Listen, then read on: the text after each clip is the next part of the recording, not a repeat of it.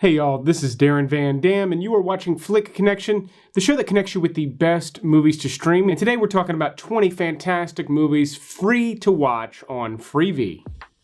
So this was originally supposed to be a video about movies available on Amazon Prime Video. However, Amazon also owns FreeVee, previously known as IMDb TV, and they have a better selection than Amazon Prime does right now.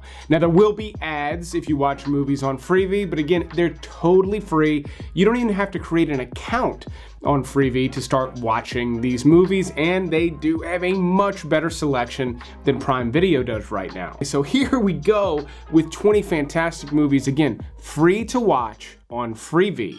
My number 20 pick stars Kevin Costner and sort of Ryan Reynolds in Criminal.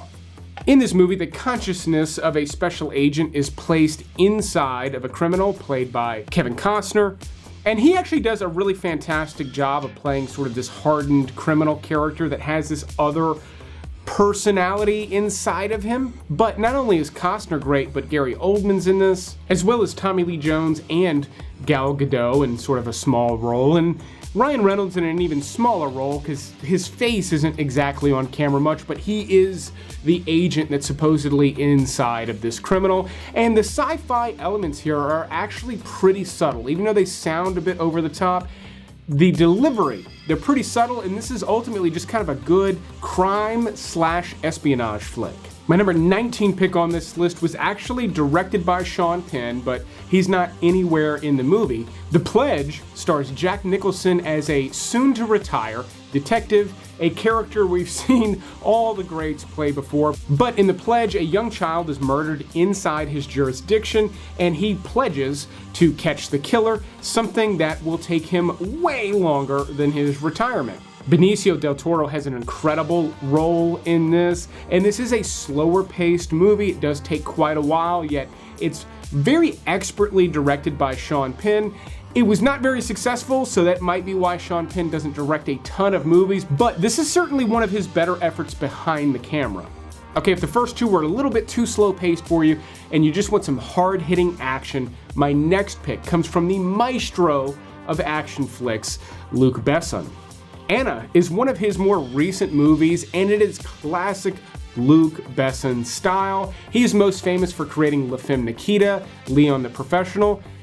And Anna, while it fits in with a lot of his other movies, it's more of a distilled action movie. This has a lot in common with Atomic Blonde, starring Charlize Theron. I happen to like Anna a bit better though. I feel like it makes a little bit more sense. And the action's similar, but the style of Anna is really cool. Each of the action sequences has its own unique look to it, and a lot of the scenes are pretty hot too because it's a model that's kicking people's ass. Again, it is something you've seen before. It's something you've even seen from Luc Besson before, but Anna does it almost perfectly. My next pick would actually make a fantastic double feature with Anna. It stars Ethan Hawke in 24 Hours to Live. Now this one also has a little bit of a sci-fi slant. Ethan Hawke is another sort of special agent character similar to the one in Criminal, and he wakes up one day with this timer on his arm, and he's only got 24 hours to live. And what's so interesting about that is he absolutely mows through a bunch of mercenaries with the time that he has. This is kind of a fast-paced action espionage flick that they actually sort of travel the globe in this 24-hour window, which is a little silly, but it manages to work. This is not the most intellectual action movie you could ever see, but it's bloody, it's wild, it's a little over the top, and it's a lot of fun as a result. Okay, my number 16 pick has become sort of a cult classic, especially for anyone who's serious about playing pool. POOLHALL Junkies. Now this was written and directed by Mars Callahan, who also plays the lead role in the movie, and he does a great job, but because it is an independent filmmaker that's a little less known, there are some production issues with this movie where it feels a little bit half-assed, but they're kind of few and far between. This is a fairly solid movie. Christopher Walken has a fantastic role in this. In fact, he does pull off a trick shot on camera in this movie, and I've been told by people who were there that he nailed it on the first shot. But there's nothing crazy going on in this movie. It's just about some pool hustlers trying to get one up on each other, and the story works really well. No one's saving the world in this movie, no one's trying to catch the bad guys, yet you're really locked into it, especially the final tournament that takes place. This is easily one of the best movies on the subject of pool. Entertainment-wise, I might even rank this one above The Color of Money, even though that was directed by Martin Scorsese.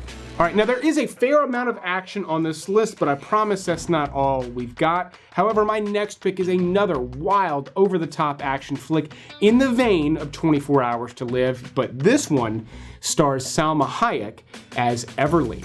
This movie was directed by Joe Lynch, who is just an absolute wild man, and it's one of my favorite movies of his. Not only is Salma Hayek smoking hot in this movie, she was nearly 50 when they filmed this. She looks incredible, but she's also doing a fantastic job as an action star. And the setup here is pretty simple, and so is the execution. She's trapped inside a penthouse of this strange brothel. There's sort of a world-building thing that goes on here that's similar to sort of the universe of Kill Bill or something like that, where this brothel is not only full of prostitutes, but they're like all mercenaries. As silly as that sounds, it makes for some wild, entertaining scenes, and there's some killer moments in this movie as well, even though it all really does take place in this one location. Salma Hayek helps carry this. I mean, she's so fun to watch that she really does make this thing work. And then there's a pretty killer story that gets revealed ultimately as well. If it's been a while since you've strapped in for just a real bloody action movie,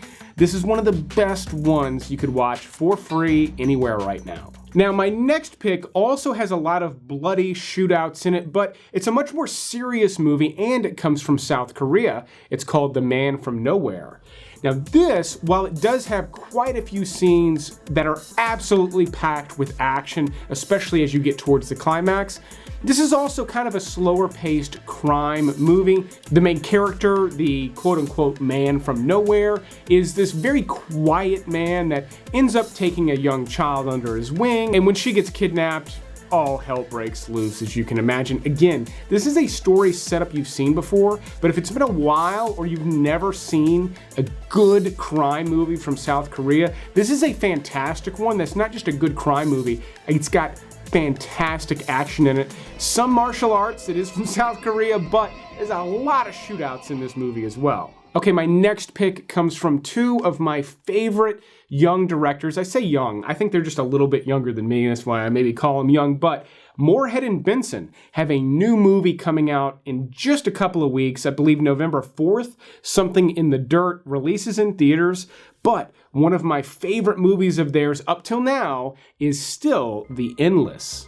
They wrote, produced, directed, and star in this movie, and they play a couple of brothers who were raised inside of a really strange doomsday cult, and even though they've escaped, they are sort of beckoned back to the cult for some sort of closure, and when they arrive, things have really gotten out of hand with this cult, or things are going swimmingly well, depending on what side of the fence you're on. And even though their early work was fairly low budget, I mean tens of thousands of dollars, not hundreds, they managed to write the most complicated, interesting stories done at this budget level that I've ever seen. And even though I haven't seen their new movie, The Endless has got to be one of their most complex stories. And even though it may leave you scratching your head a bit when it's over, they do give you plenty of answers throughout the duration of your first viewing. It's not a complete mind-blowing experience. It is entertaining, and there is some closure, and there's enough mystery to make you want to watch it again, as well as their other films.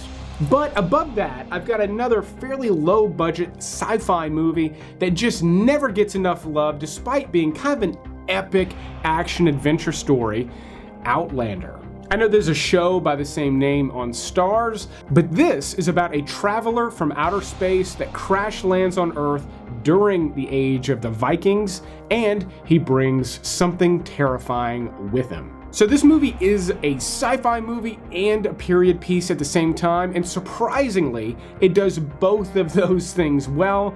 Not only that, but the supporting cast features people like John Hurt and Ron Perlman. And as I said, it is packed with big, over-the-top action-adventure sequences. that are absolutely incredible. Some of the effects are a little bit dated today, but not by much. But if you've never seen it or heard of it, again, this is just a killer sci-fi flick that has flown under the radar for far too long. My next pick comes from one of my favorite directors, or at least he used to be, Robert Rodriguez, and it's one of my favorite movies of his, Once Upon a Time in Mexico. Now this is the conclusion to his El Mariachi trilogy, the first being El Mariachi, a movie he shot on almost no budget, followed by Desperado with a bigger budget and bigger stars replacing the main characters, and then finally Once Upon a Time in Mexico. It is not the best of the trilogy, but it is easily the most fun. This is a wild, colorful, fun action movie that's got an incredible cast. I mean, besides Banderas and Hayek, you've got Willem Dafoe, Mickey Rourke, Eva Mendes, Danny Trejo, Cheech Marin, and Johnny Depp in one of my favorite comedic roles of his. He absolutely kills it in every scene. I love everything about his character in this movie. And again, while this isn't the most serious movie on this list, and certainly not the most serious movie any of those people ever did, it is a wild, entertaining ride that for me is fun to watch over and over again. Christopher Walken makes the list again with one of his best crime movies that just has not stayed present in pop culture like it maybe could have.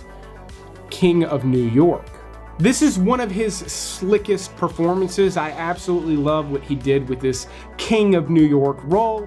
You've also got an amazing role from Lawrence Fishburne in this movie. David Caruso is fantastic in this. I usually don't really like him in movies. He's exceptional in this movie.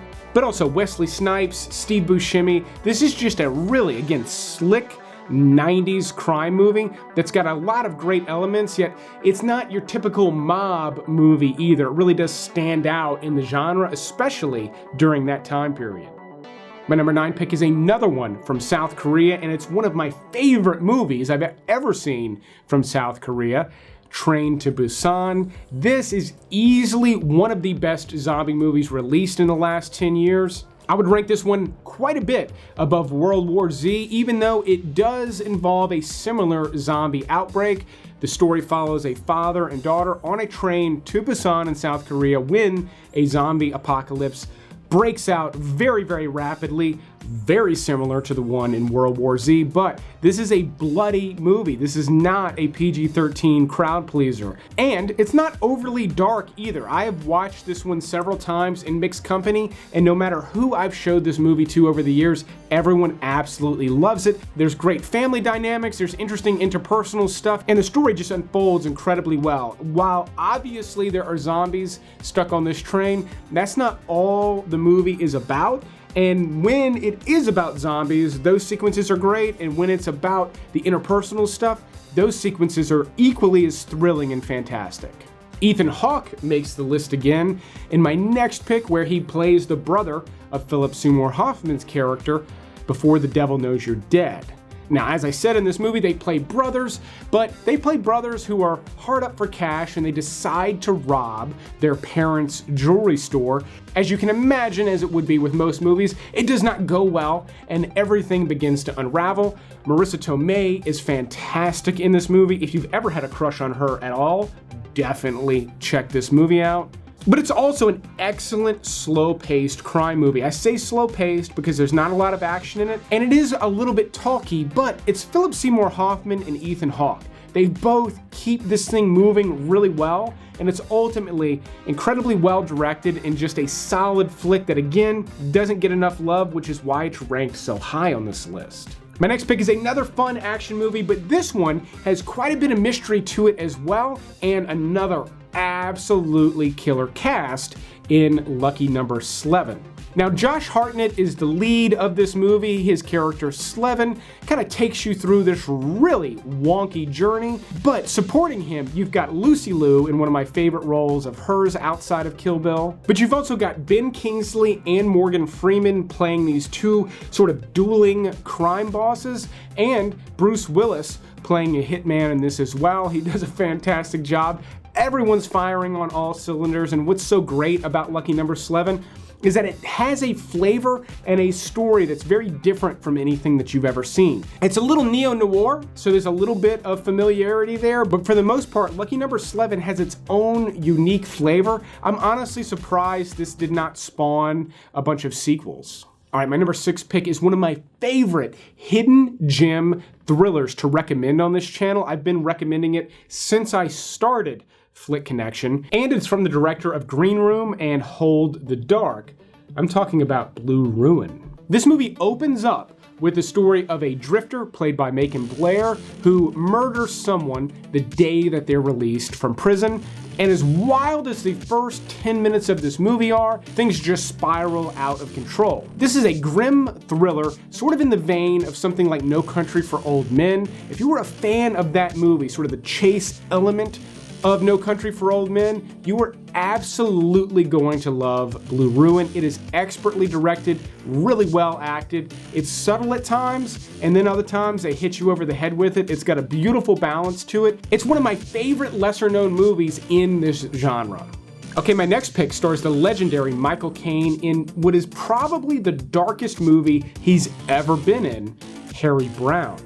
Now, in this movie, he plays an older man who sees the youths in his neighborhood beginning to just ramp up the crime, and he decides to do something about it. This has a lot in common with Charles Bronson's Death Wish, yet it's darker and delivered really well.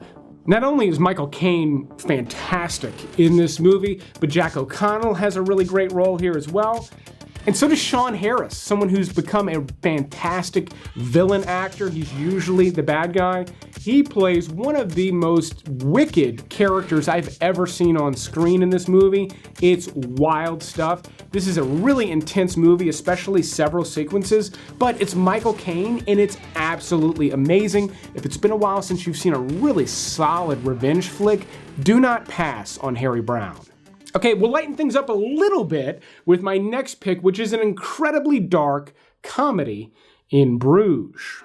But you're the You're the now. You've always been a and the only thing that's going to change is you're going to become an even bigger maybe have some more kids. Leave my kids out there. What have they done? You retract that bit about my kids. Now, this is from the same director as 3 Billboards Outside Ebbing, Missouri, and I think it's easily his best movie. I'm even a little partial to 7 Psychopaths, but In Bruges is magic stuff, and I'll be honest, I didn't really get this movie the first time I saw it. It's got a real dry English sense of humor that I guess when I was 25, I didn't quite understand, but I have grown to absolutely love this movie. Almost every single line in this movie means something and has a little bit of cleverness baked into it, and the humor in this is brash, it's irreverent, it is something that would absolutely not be made today, and it is a riot to watch in 2022. If you're someone who feels like entertainment has been sterilized over the last several years, definitely do yourself a favor and check out In Bruges. Now, I mentioned Death Wish with Charles Bronson, and while that does not make the list because it's not on FreeVee, The Mechanic is. And I would rank this one above Death Wish, believe it or not, and I would rank it above the Jason Statham The Mechanic as well. It is an excellent, classic Charles Bronson movie. He plays a hitman who is very good at making his hits look like accidents. He then takes a protege under his wing. There are fantastic 70s style action sequences in this movie, some great spy elements, and a really terrific story. Obviously, Charles Bronson kills it. This is just classic Bronson to me. And Jan Michael Vincent's great in this too. This is one that I watch every couple of years. It never gets old to me. I love every single sequence. If it's been a while since you've seen it, I can promise you it holds up a lot better than you would think. All right, my number 2 pick on this list, I don't know that I've ever talked about it in the years that I've been making videos here on YouTube because I never see it available on streaming services anymore, but the classic Glengarry Glen Ross is included for free on FreeVee. Put that coffee down. Coffee's for closers only. This movie is based on a famous play by David Mamet and has one of the most incredible casts ever assembled.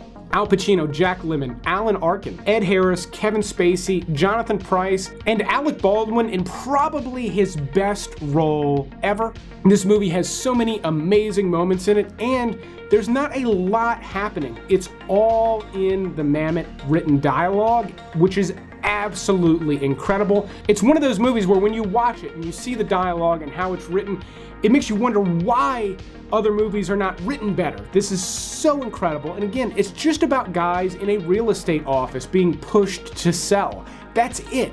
But the writing here is so sharp and so entertaining to watch, not just because it's well written, but because it's being delivered by just a group of heavy hitters. It's one of the best sort of performance-heavy movies I've ever seen. It's a personal favorite of mine that I've not seen in years, and I will likely be checking it out on FreeVee despite the fact that there are going to be commercials. I love the movie this much. Now, my number one pick is kind of ruined by commercials, but it is an amazing movie that I honestly cannot believe is included with FreeVee right now, 1917. I hoped today might be a good day. Hope is a dangerous thing. Now, this was just released in 2019 and was up for all sorts of awards because it really is an achievement of filmmaking. This is directed by Sam Mendes, who did American Beauty, Jarhead, Skyfall. Some just incredible movies, and this is one of his best. Not necessarily one of my favorites of his, but from a technical perspective and a storytelling perspective, 1917 is absolutely incredible. This takes place over the course of one day, and for the most part feels like it's happening in real time, and it's shot as if it was filmed in one continuous shot, which keeps you locked into this story with a soldier where he's essentially having to cross into enemy territory. There are so many amazing sequences in this movie, and even though they obviously didn't film it all in one take, they did film each sequence as one long take. If you're a fan of war movies, honestly, this is one of the best to have been produced since Saving Private Ryan. But that is the list. You can find the full list of all the movies discussed in the top pinned comment down below. But I will keep making these videos as long as you keep watching them. Thanks for checking out this FreeVee episode, and you will see me on the next one.